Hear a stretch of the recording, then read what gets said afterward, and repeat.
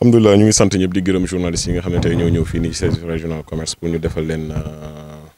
restitution liggéey bi nga xam ne nii cela maintenant 3 semaines ñu ngi koy def ci région de Thiès bi yëpp.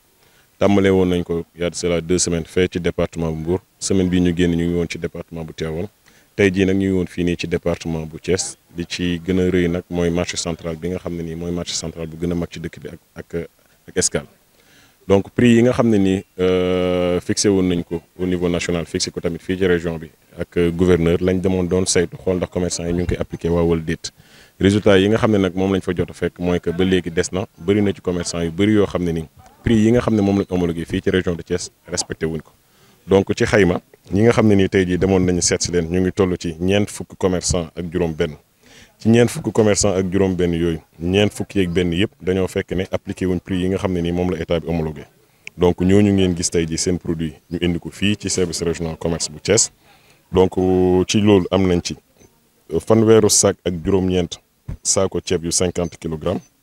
ci lii nga xam ne nii mooy ceeb bi amaat nañ ci yeneen fukki sac de 50 kilogrammes yoo xam ne parfumé la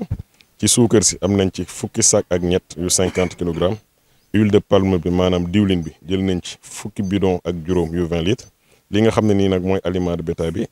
am nañ ci lu toll ci téeméer ak fanweer ak ñett sac te buñ ko xaymaa mooy toll ci juróom benn tonne ak xaaj.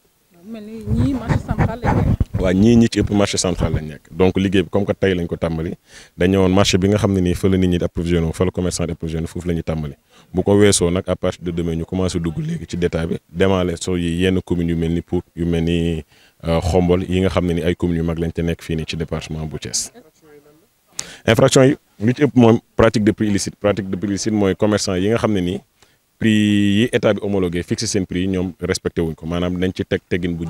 jéggi dayoo dañoo teg marge boo xam ne nii bokkul ak marge bi nga xam ne nii moom la état bi prévoir mais bu loolu weesoo nag saa su nekk tam bu ñemee ci commerçant yi dañ fay fekk ay yeneen infraction yoo xam ne bokkul ak de pratique de prix illicite yi bëri na ci yoo xam ne nii contrefaçon la bëri na ci yoo xam ne nii importation irrégulière la maanaam dañ kaa dugal ci réew mi ci jaarale wuñ ko ci anam ba nga xam ne ci lañ ko war a jaarale bëri na ci yeneen produits yoo xam ne nag loolu la ñuy wax défaut de mention obligatoire mooy yi nga xam ne ni consommateur bi day jënd te produit bañ koy jaay joxuñ ko ci ay indication yu leer pour mu mën a xam lan lay jënd naka la ko war a jëndee ak kañ la produit boobu war a yàqu loolu la ñuy wax défaut de mention obligatoire donc bëri na ci produit yooyu yooyu dañ ko saisi yooyu nag mooy indi tey ji contentieux bi nga xam ne moo dox ci diggante état bi ak commerçant yi. waaw pour mu jotaat ko lenn li ci njëkk mooy amende bi nga xam ne nii état da koy teg comme daan faaw mu fay ko pour ñu mën ko delloo produit bu fekkee nag produit la boo xam ne ñun yaakaar nañ buñ ko delluwaatee ci marché bi mën na indi loraange ci consommateurs yi donte kooku bu fayee sax daan bi nga xam ne moom la état prévoir duñ ko delloowaat. Comme on a eu à le faire aussi bien à Mbour qu'à Tivaouane, aujourd'hui la brigade régionale se trouve dans le département de Thiès où on a commencé la vérification du contrôle concernant les prix qui ont été homologués il y a de cela maintenant 3 semaines.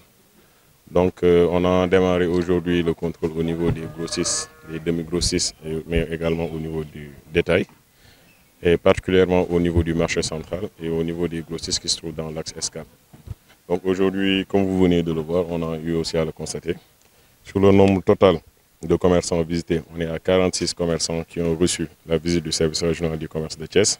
Et sur ces 46-là, 41 ont été convoqués. Alors si vous faites la différence entre le 46 sur le 41, il n'y en a que 5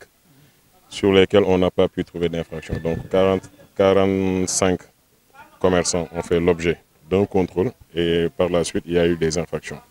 Il y a également des saisies qui ont été réalisées. Donc je vais vous faire la liste des produits qui ont été saisis aujourd'hui dans la commune de Thiès. Donc il y a eu 39 sacs de 50 kg de riz ordinaire.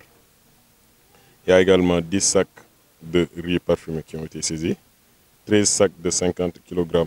de sacs de sucre cristallisé et 15 bidons de 20 litres d'huile de palme. Au niveau de l'aliment de bétail, on est à 133 sacs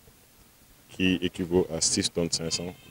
de produits d'aliments de bétail qui ont été saisis aujourd'hui dans la commune de Thiès. L'infraction principale concerne la pratique de prix illicite. Comme on a eu à le dire il y a de ça un mois, les prix ont été homologués aussi bien au niveau national qu'au niveau de la région de Thiès.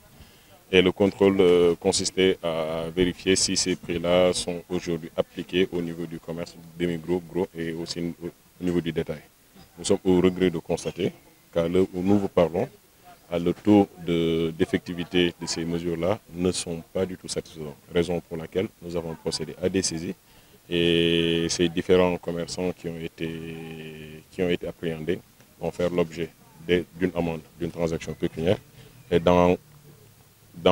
les autres cas, les produits saisis seront aussi